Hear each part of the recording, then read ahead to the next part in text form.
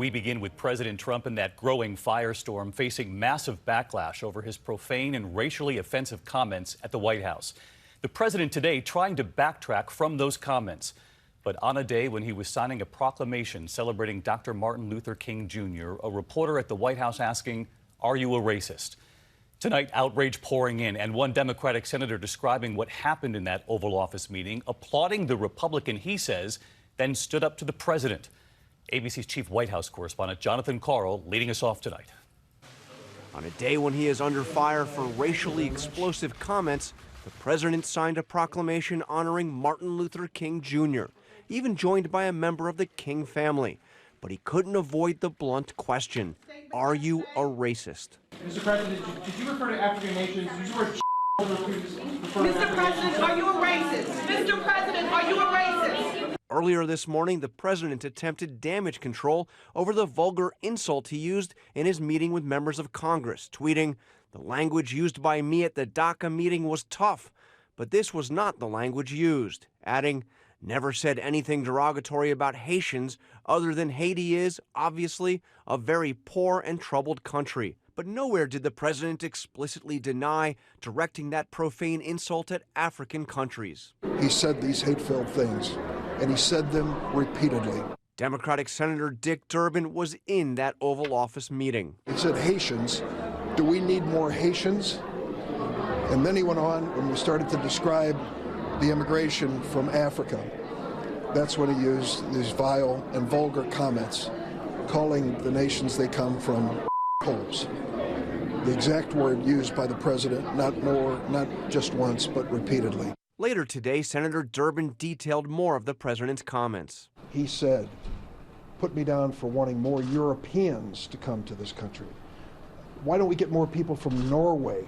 That was exactly what the president said.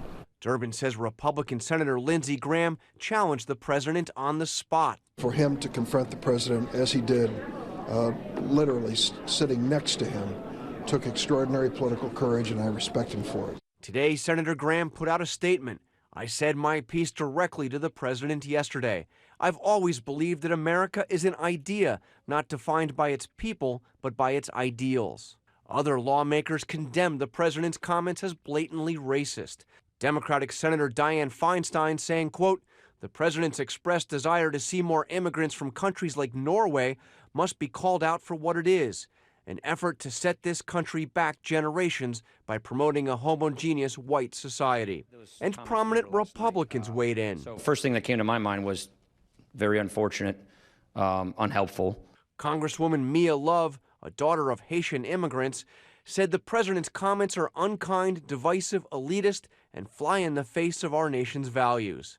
And former Republican Party Chairman Michael Steele was asked point blank if he thinks the president is a racist. Yeah, I do. I think at this point, I mean, the evidence is incontrovertible. It's right there. It's far from the first time the president has made racially insensitive comments.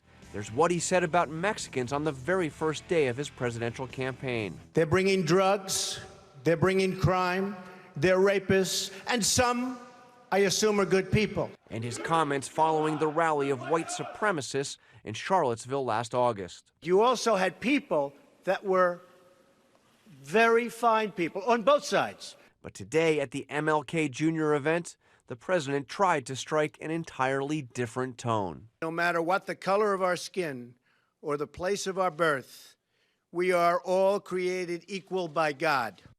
So let's get to John Karl live at the White House tonight. And John, reaction to the president's comments pouring in, not just across this country, but from around the world.